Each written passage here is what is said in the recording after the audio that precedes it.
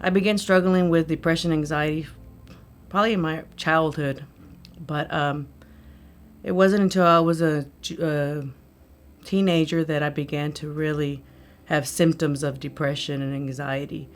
The kind of symptoms of taking a bath was difficult, getting out of bed. Felt like I had a ton of bricks at my feet every time I would get out of bed. So it was such a heavy feeling of just hopelessness and tiredness is what you feel when you're really depressed. And when you push yourself past that, it gets to a point of where I can't handle this. There's too many people. And that's where the anxiety kicks in.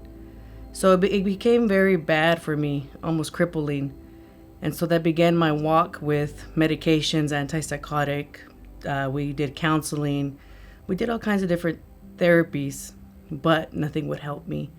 It was like that throughout all of my 20s. And I finally got to the point where I was just hopeless. Mind you, I had been through different institutions. I had been hospitalized due to the depression, and this was on antidepressants. It wasn't the answer for me. I knew Jesus, I just didn't have the intimate relationship that I needed. So one day, out of desperation and hearing someone talk to me, and just hearing the Spirit of God that showed me that this was not only something that I struggled with, but it was a generational thing. I found out that for me, that these kind required fasting and prayer. So I began to fast and pray. And after 21 days, I can sit here today and tell you that I'm set free. I have not been on medication and antidepressants for over 14, 15 years. And I don't struggle in that way anymore. Now I walk, I have joy.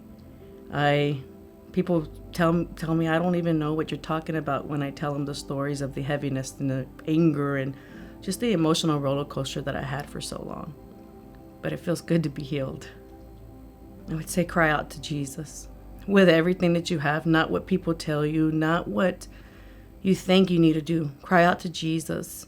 When we say that by his stripes you are the healed of the Lord, what does that mean to you? All those lashes that Jesus took, his blood being shed for you. When that becomes a revelation to what's available to you, something will change, because it has to change. That's just God's character.